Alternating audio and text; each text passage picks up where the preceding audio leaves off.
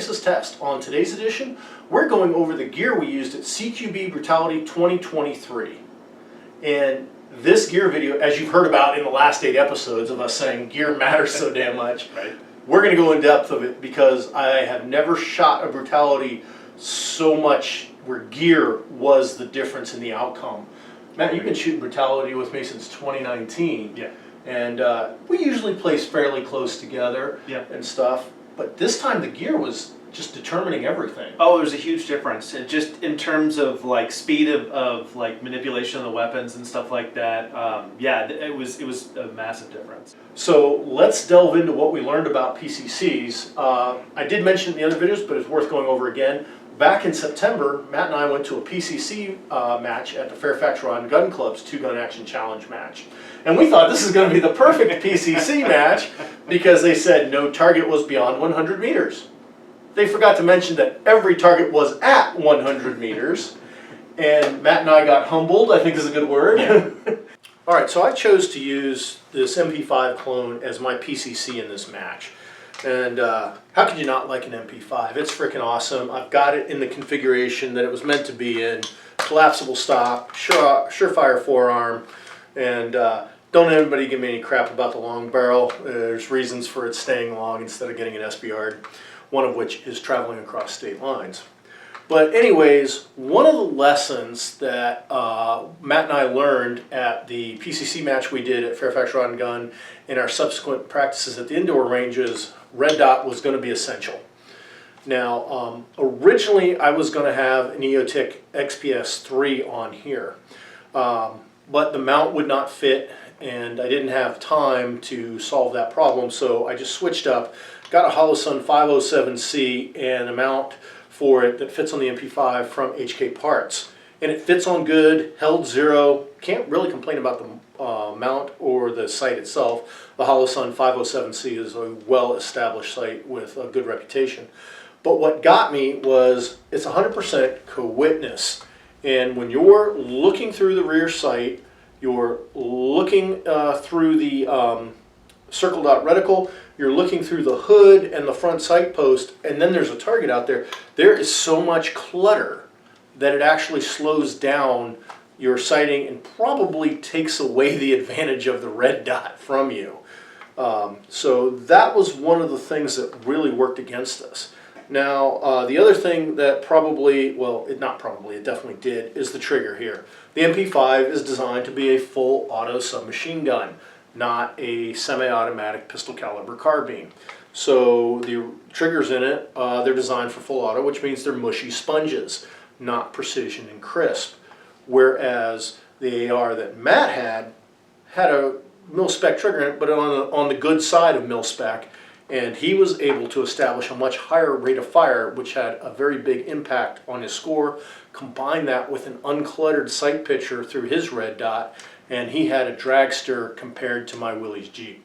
Okay, this is the AR 9mm PCC that Matt used in the match. In full disclosure, this is my rifle I'll lend him to use. Matt had the advantage here of familiarity. Every Brutality he's ever shot, he has used the 9mm AR, used an AR, not the 9mm AR, but he's used an AR, so all the controls are in the exact same place. This one, whether you like it or not, even has a bad lever on it, which all Matt's rifles have.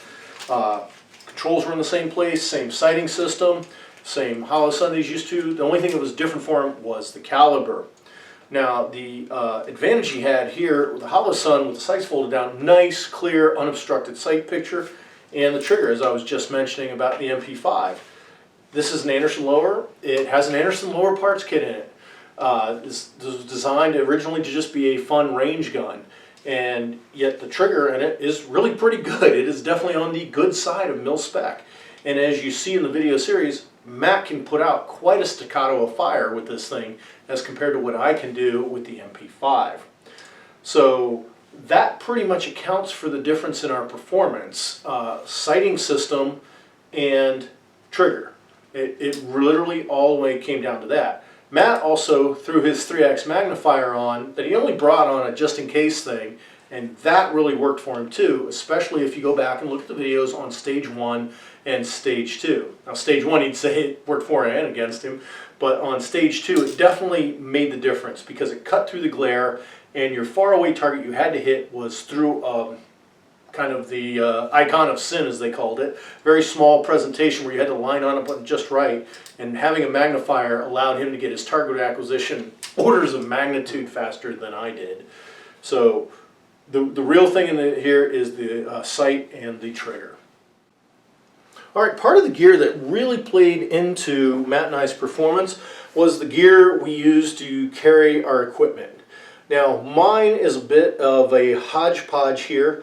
I have a battle belt set up. I do not even know the brand of what it is. Got it years ago. Just always kind of had it, and it did the job. It had MOLLE. I could attach pouches to it. I used the 511 mag pouches to hold my MP5 mags. They were adequate, got the job done. I'll be doing a review of them in a later video.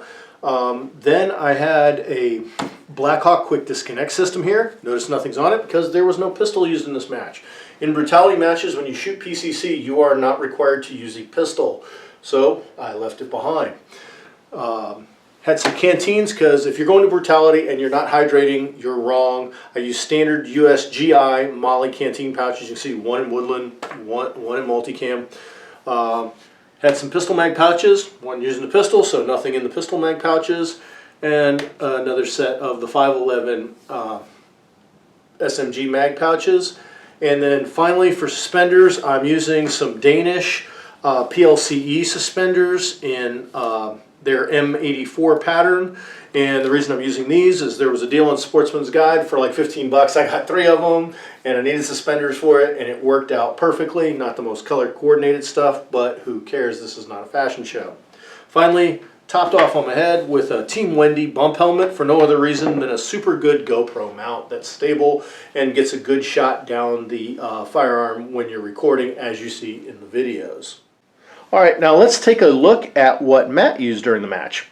Yeah, so this is the same belt that I normally use for all my competitions. It's just a basic padded belt. I have normally my pistol on here as a drop leg. As you see, it's not on here, as well as some of my other stuff. I also have a dump pouch on here that came definitely in handy in part of this competition.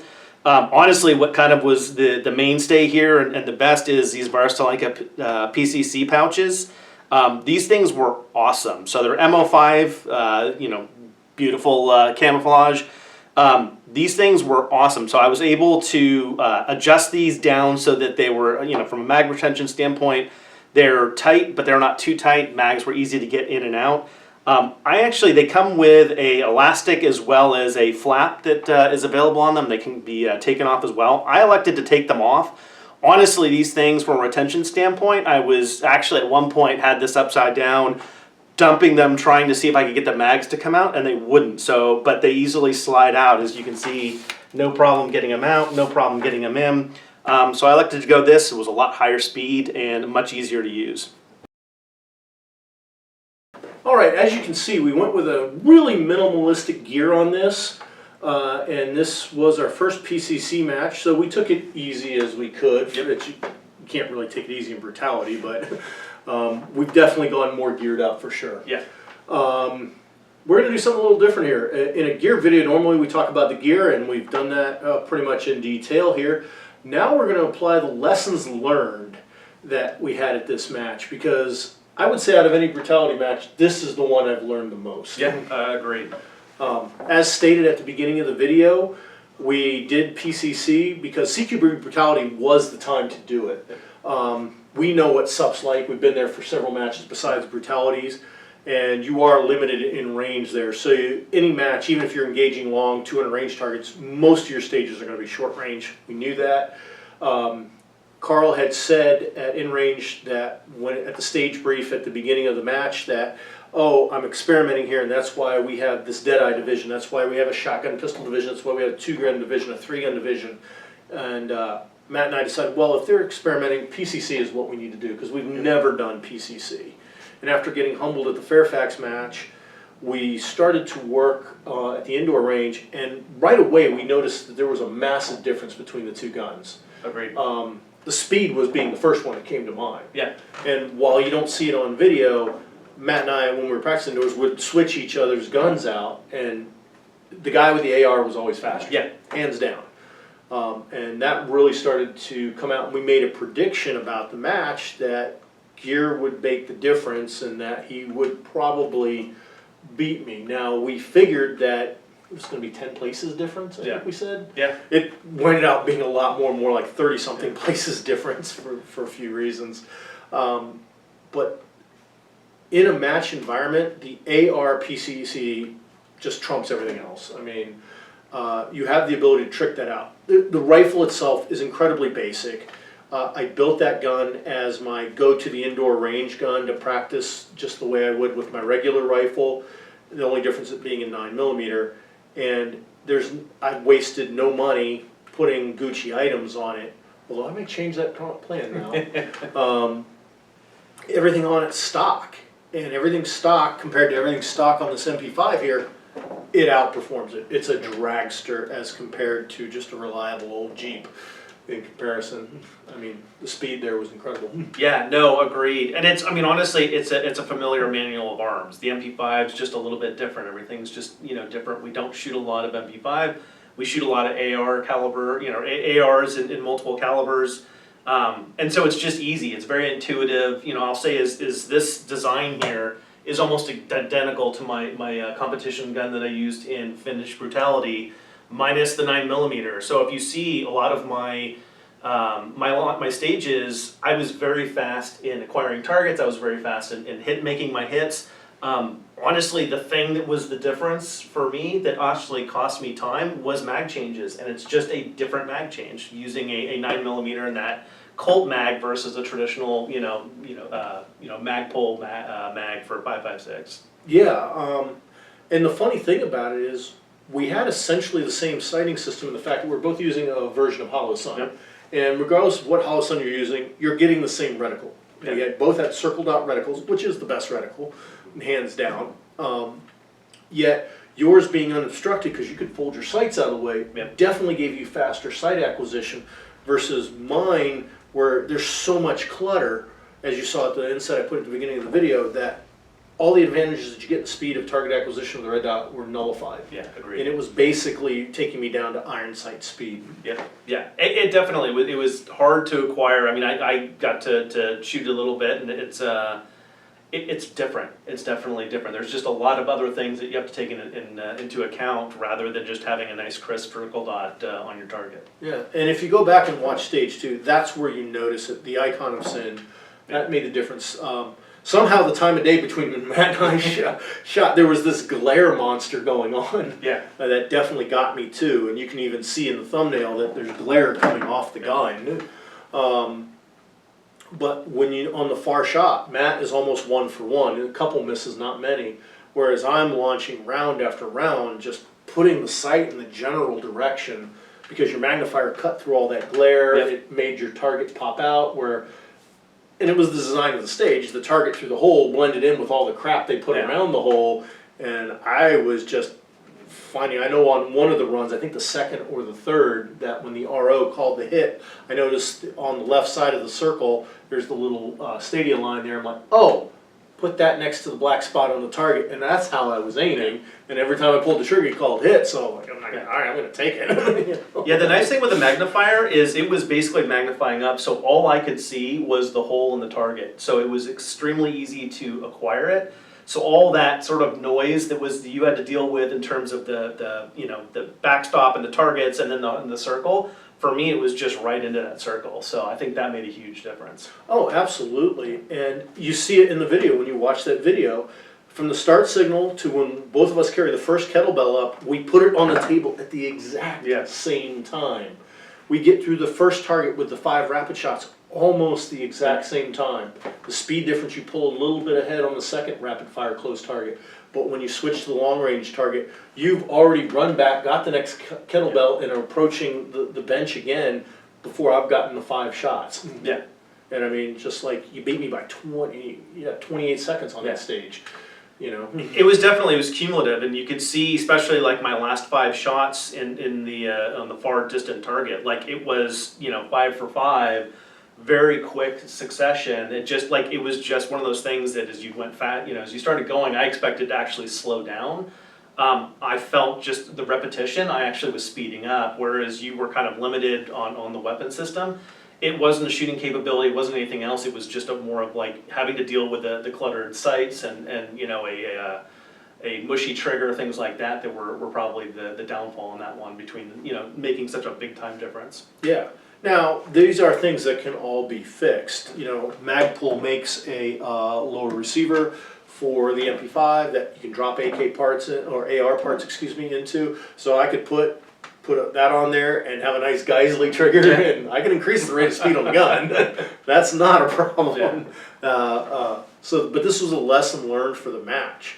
The other lesson that we learned here was that physically we were neck and neck. Yeah. There's several times you can look, like on the stage we crawled under the table, I just forgot the number of it, but we come out the table about the same time. Yeah. Shot goes off about the same time, with the exception you had a malfunction. Yeah. And same thing on the other side. You come under the table and have a malfunction, and that takes so long for you to clear that I've done the whole target array. Yep. I've gotten the rapid fire trucks, the poppers are down, and the only stage that I beat you on was because you had a malfunction that the speed couldn't make up. Yeah.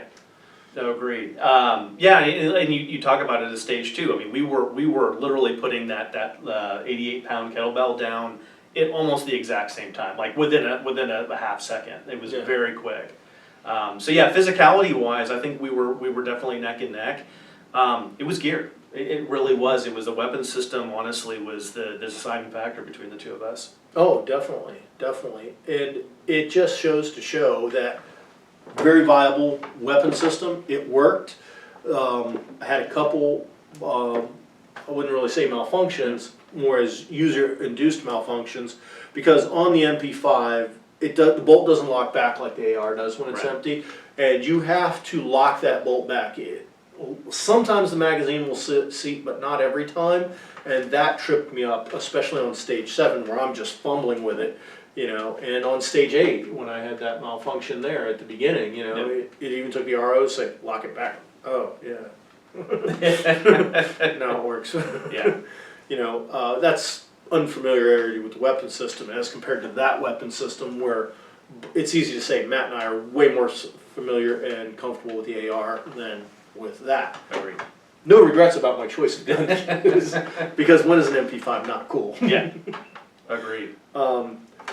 The gear systems worked out good. We didn't lose any magazines, neither one of us, when we crawled through. Both magazine pouches performed what they're supposed to do. I think you get more versatility out of the Varusteleka, but the 511 got the job done.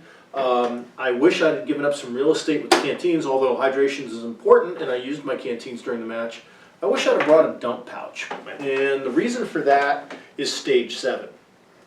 Coming off stage 6, I took my half-used magazine, put it back in the pouch, and moved on to the next stage, and they called out shooting order, and I forget where I was, but I was near the top. Worst case, I was in the hole. So pretty quickly, right into the next stage, and of course, on the clock, the one magazine I grab is the one that's half full.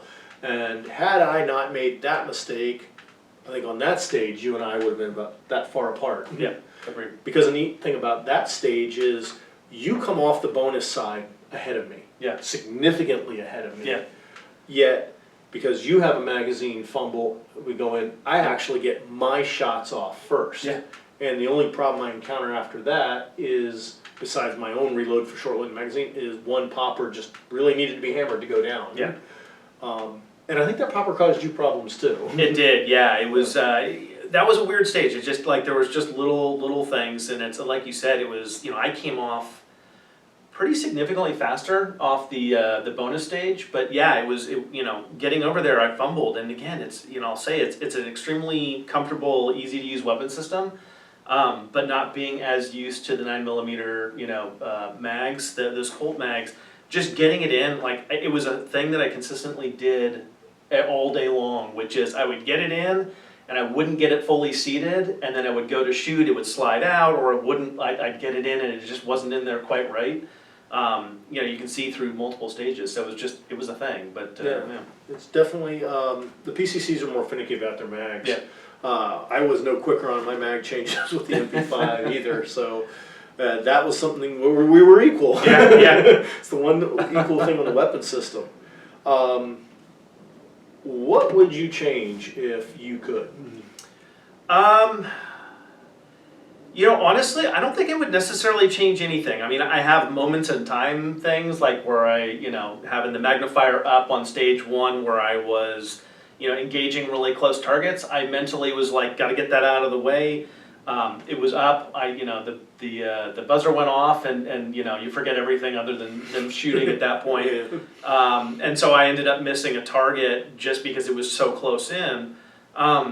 Nothing there. Honestly, I would have to say is the thing to me that I wish we would have done is I wish we would have had a second day where we actually did swap gear. I think that would have been a very interesting thing to see because I think we would have seen the same results. I think you would have seen you significantly faster and me slower. I think we would have probably just flipped positions. Yeah, I would make the bold position that you could take our scores from day 1 and just change the names on day 2, and they would be in the exact same position. Yeah, agreed.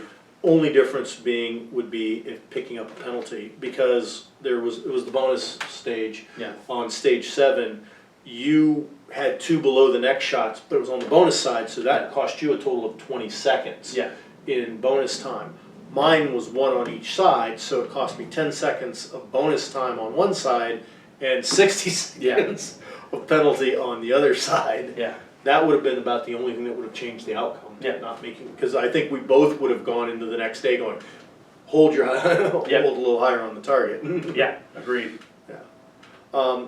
The changes I would have made, I wish I could have gone with my original sighting choice. It was originally going to be EXPS3 from EOTech on a Midwest Industries rail. The rail didn't fit due to some short screws, so I couldn't use it. Had I had that unobstructed circle dot EOTech reticle, would have narrowed the gap. Not closed it, but narrowed it.